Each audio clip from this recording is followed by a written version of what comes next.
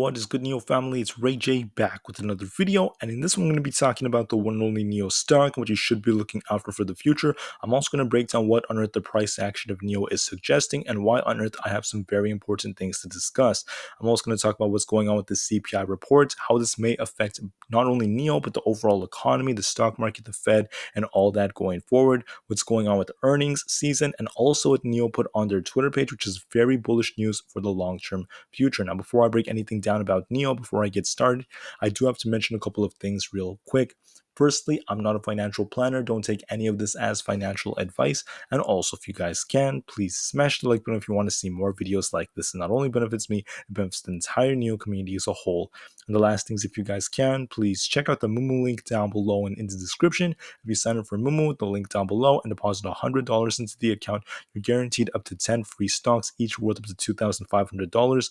And the best part is, out of the 10 free stocks, 5 are going to be coming from the wheel right here. This means that you could win 5 free Tesla shares, 5 free Apple shares, or AMC shares, or a mix of all of them in a limited time offer that ends in just 2 days. So please check it out before they run out to get that free money. With that out of the way, let's get on with the video. So looking at NIO, this thing's up about 1.05% for the day. And I want to talk about the moves that NIO made that are very important relative to the market. Now, SPY was red, the overall market was red, but NIO was actually green. And that's actually very rare for us to see when the NASDAQ and the QQQ are red. And this is why I do suspect that this may be a bull trap that we are seeing. So before I break this down, let's talk about the context of the data just real quick. CPI came out at 9.1% in June, the highest we've seen since 1981 or over the last 40 years. That's crazy. And in addition to that, the expectation was 8.8%, so it was much hotter than they would have anticipated.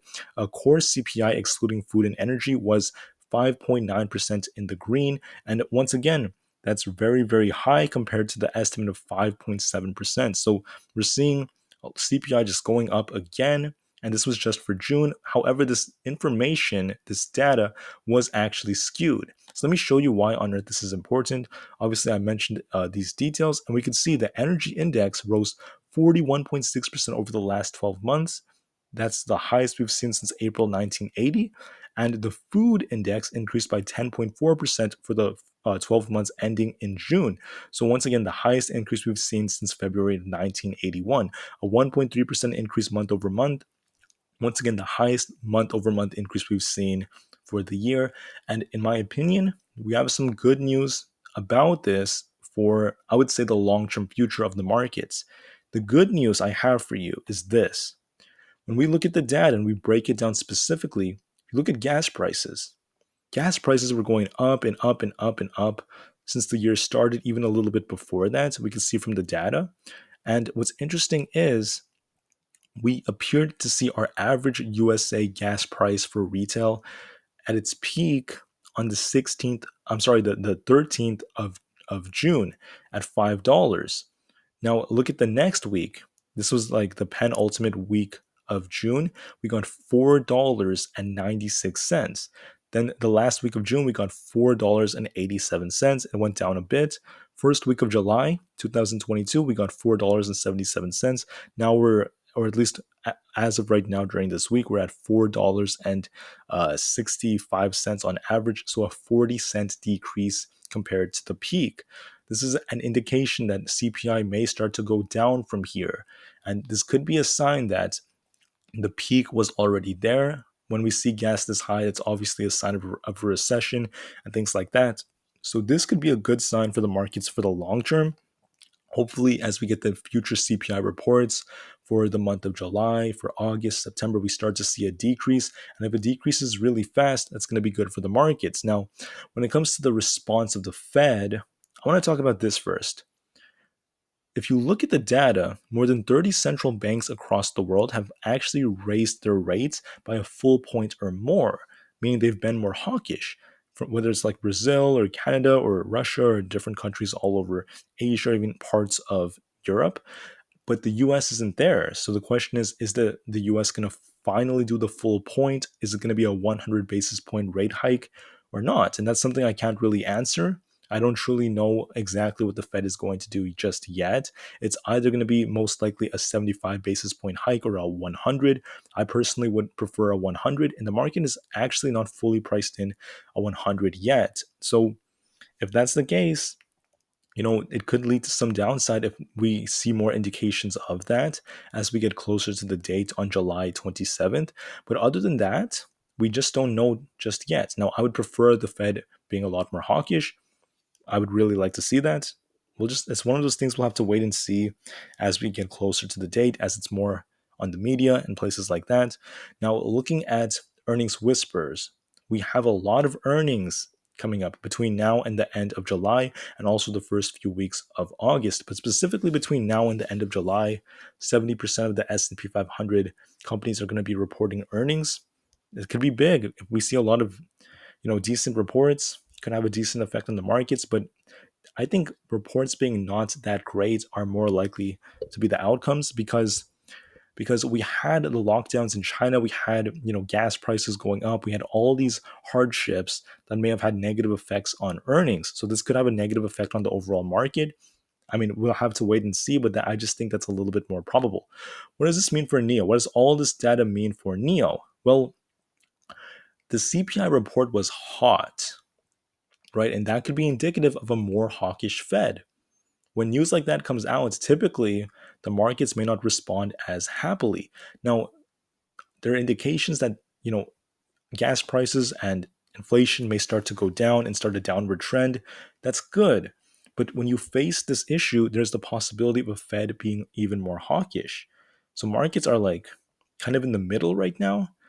But when news like this generally comes out, we've been seeing some more downside than upside. And we actually saw the overall market red. SPY was down a little bit.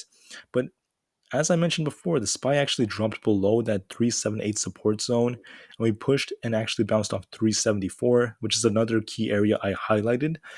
This is an indication that we're showing some choppy price action. We may show a continuation of the weakness. For NIO in particular, we managed to close green.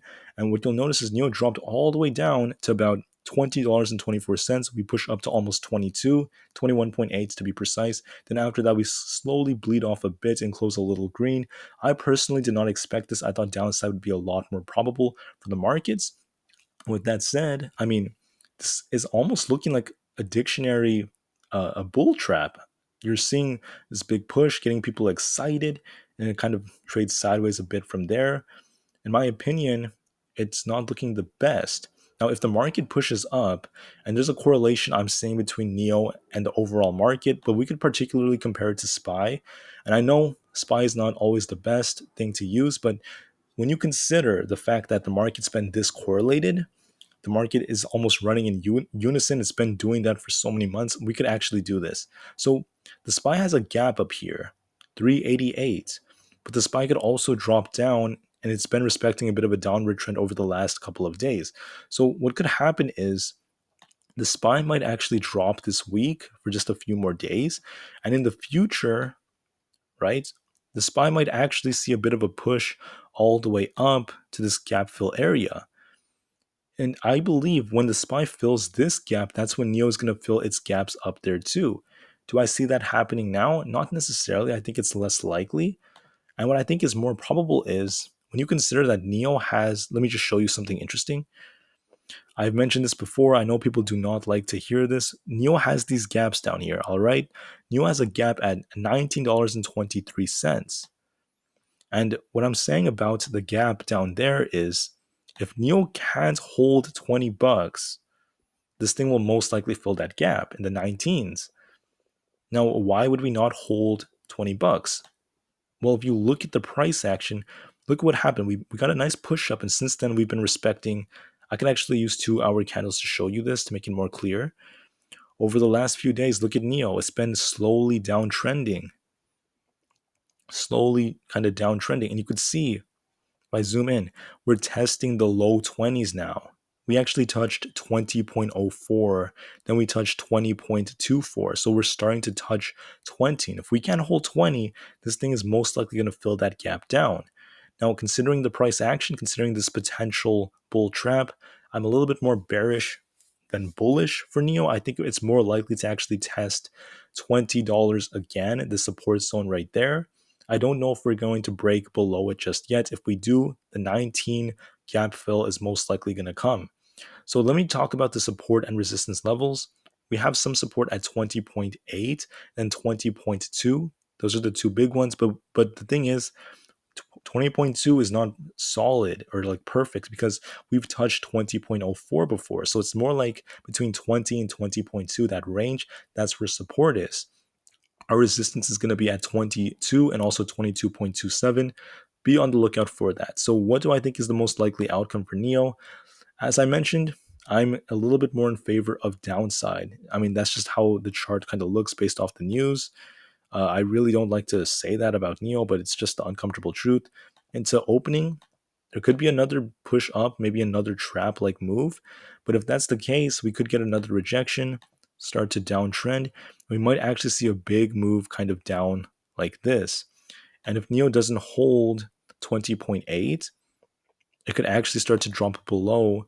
And hopefully we get a bounce off 20.2 or even 20 flat. We might make a move kind of like this, a bit of a bleed off later on. And I'm aiming for us kind of holding 20 for now. I would like to see that. So we could see a move kind of like this where we close a little bit red, but we actually held 20. Now, if we don't hold 20, like I mentioned to you guys, we have that gap down in the 19s. We're probably going to end up filling that gap first if we can't hold 20. I think us testing 20 is more likely, which is why I do see that as being the more likely outcome. But overall, remember something. Both SPY and NIO have these gaps up here, so maybe NIO will fill that gap at 19, trade sideways, but eventually, maybe in the next week or two, it could still come back to 22. It's still possible. All right. So I would just want to put that out there. NIO could drop down here, but eventually get a bounce and push all the way back up to the 22 range. Very, very possible since we have that gap. With that out of the way, I want to end the video now by talking about this right here. NIO put on their Twitter page, the NIO ES8 brings the future of comfort, and with improved ingress and egress, I apologize if I said that wrong, intelligent air purification systems, and up to a 1900 liter of extended cargo space. They're very spacious, they're beautiful cars. I think many people across the globe will be very happy to see this company grow and to see the improvements to their products. With that out of the way, thank you for listening. Have a great rest of the day, and I'll see you guys in the next one. NIO to the moon, and peace out.